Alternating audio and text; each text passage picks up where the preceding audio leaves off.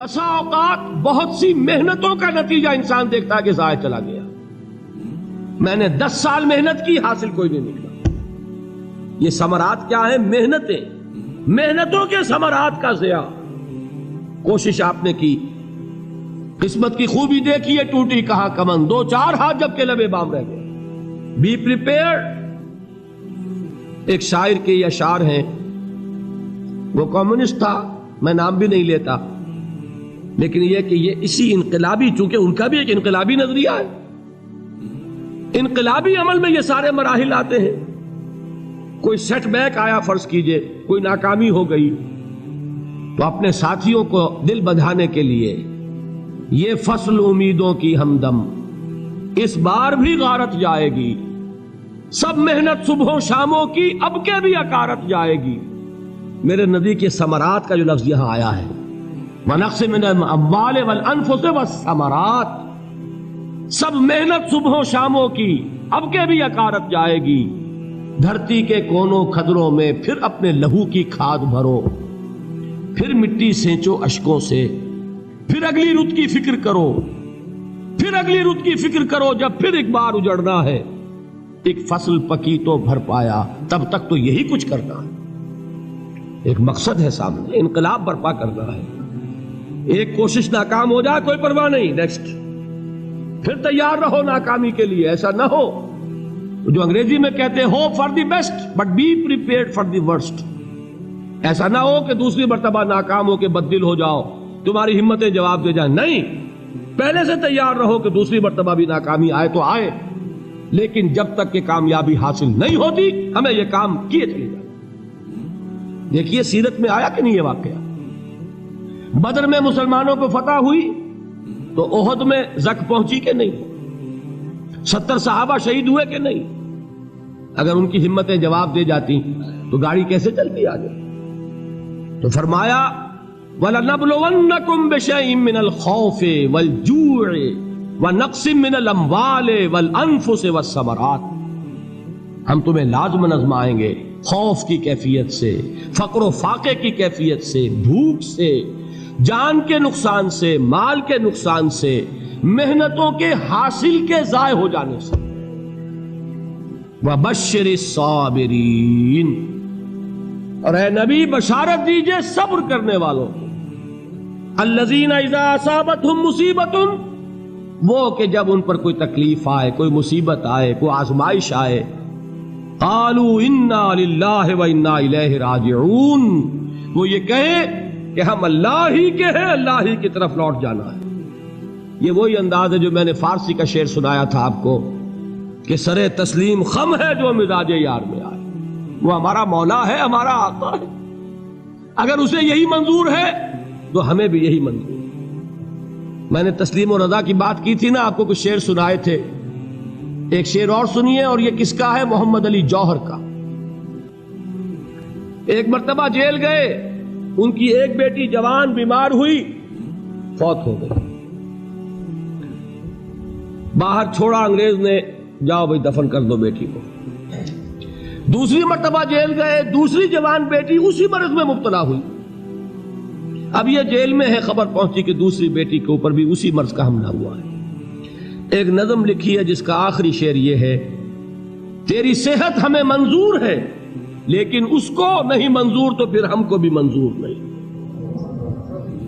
یہ ہے، جب تک یہ کیفیت نہ ہو اس میدان میں آدمی ثابت قدم نہیں رہ سکتا کہ میرے رب کو اگر یہ منظور ہے تو یہی مجھے منظور ہے، اور تیری صحت ہمیں چاہیے تو ضرور، لیکن ہمارے رب کو منظور نہیں تو ہمیں بھی منظور. راضی برضائے رب.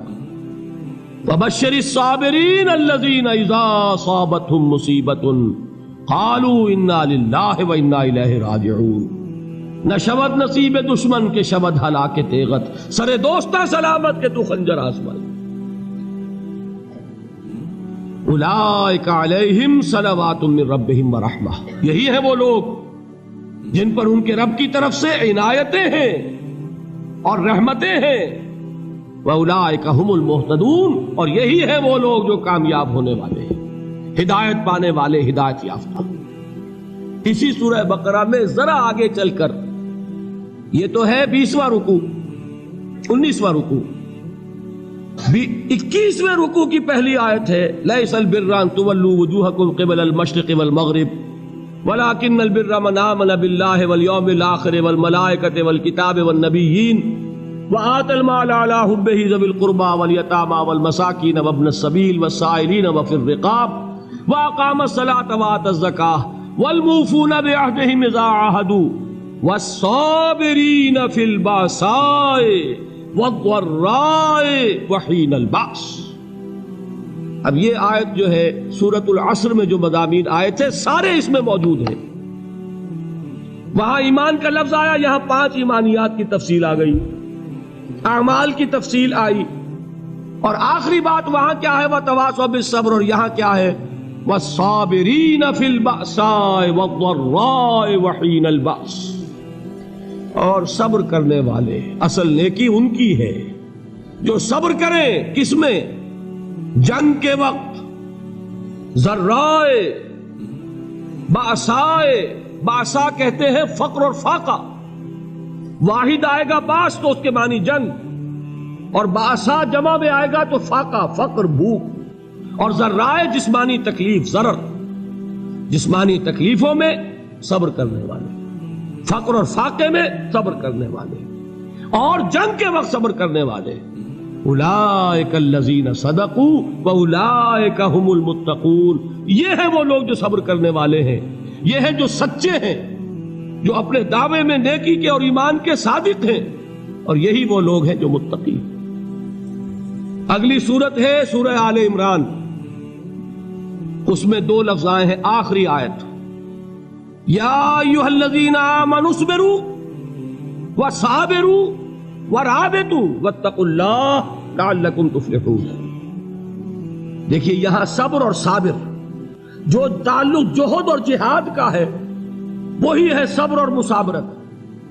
صبر ایک طرفہ عمل ہے، آپ جھیل رہے ہیں، برداشت کر رہے ہیں. صبر علی المعصیہ، صبر علی الطاعہ، صبر علی الابتلاء، یہ سب کیا ہے؟ صبر. اور مصابرت کیا ہے؟ صبر کا صبر سے مقابلہ. یہ سورہ آل عمران اب وقت نہیں ہے، میں آپ کو سناتا اللہ تعالیٰ نے کیسے کیسے مسلمانوں سے کہا. مسلمانوں تمہیں زک پہنچی ہے تو انہیں بھی تو پہنچی تھی. ان کے 70 نہیں مارے گئے تھے بدر میں؟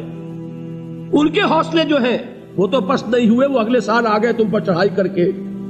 تم کیوں اتنا برا مان رہے ہو؟ تمہارے دل اتنے زخمی کیوں ہو گئے؟ تمہیں تکلیف پہنچتی ہے تو انہیں بھی پہنچتی ہے. اپنی غیرت جو ہے ہمیں ذرا اس کا جائزہ لینا چاہیے. لوگ باطل نظریات کے لیے کتنی قربانیاں دے رہے ہیں، لوگ باطل چیزوں کے فروغ کے لیے کتنی محنتیں کر رہے ہیں. جیسا کہ میں نے ابھی کہا تھا، اسی غیرت کو چیلنج کرنے کے لیے، ذرا آپ کی حمیت دینی کو جوش دلانے کے لیے. قادیانی نوجوان کتنی تعداد میں اپنے آپ کو دین کے لیے وقف کرتا ہے، اور آپ کتنے نوجوان ہیں جو اپنے آپ کو دین کے لیے وقف کرتے ہیں، اور ہوں وہ کھاتے پیتے گھرانوں کے لوگ. یہ نہیں ہے کہ اگر کوئی اور کام نہیں کر سکتا تو پھر یہ ہے کہ وہ دین کے کام میں لگ جائے. باصلاحیت لوگ، کھاتے پیتے لوگ، ذہنی استعداد رکھنے والے لوگ، اونچے گھرانوں کے لوگ، وہ وقف کریں اپنے آپ کو دین کے لیے. اس کے بغیر کیسے باہر آ جائے گی، کیسے رونق آ جائے گی؟ تو دنیا میں باطل نظریات والے جو ہیں، یہ بات کہی گئی ہے مسلمانوں تم اگر توحید کے لیے لڑ رہے ہو، دیکھتے نہیں ابو جہل کو، اس نے گردن کٹوائی ہے شرک کے لیے، شرک کے لیے گردن کٹوائے، اور تم توحید کے لیے گردن کٹوانے کو تیار نہ ہو. اس نے گردن کٹوائی کہ نہیں کٹوائی؟ اور کس طرح کٹوائی ہے؟ کیونکہ بڑا متکبر قسم کا، فرعون قسم کا شخص تھا.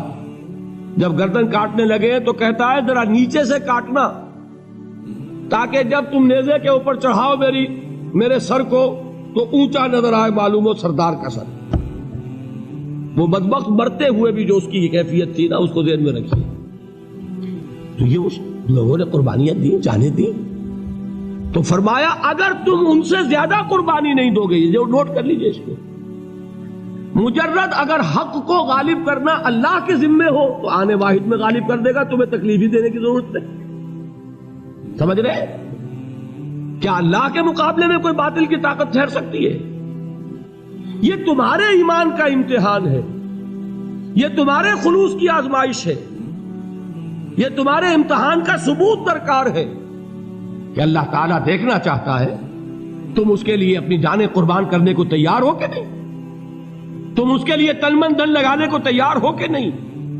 اور یہ جان لو کہ اگر کفار اور مشرکین اور ملحدین اور باطل نظریات والے وہ جو کچھ قربانیاں اپنے باطل نظریات کے لیے دے رہے ہیں ان سے زیادہ اگر تم نہیں دو گے تو حق غالب نہیں ہوگا۔ انہوں نے جو صبر کیا ہے اپنے باطل نظریات پر، اگر تم اس سے زیادہ صبر کا ثبوت نہیں دو گے اپنے اس حق پر تو حق غالب نہیں ہوگا۔ اس لیے فرمایا یا ایھا الذین آمنوا اصبروا وصابروا، نہ صرف یہ کہ صبر کرو بلکہ صبر میں اپنے دشمنوں سے آگے نکلو، ان کے صبر سے بڑھ کر صبر کرو۔ وَرَابِطُوا، مرابطہ کہتے ہیں چوکس رہنا، ہوشیار، پہرا دو، ایسا نہ ہو کہ دشمن جو ہے غفلت میں تمہارے اوپر کوئی حملہ جو ہے کر بیٹھے۔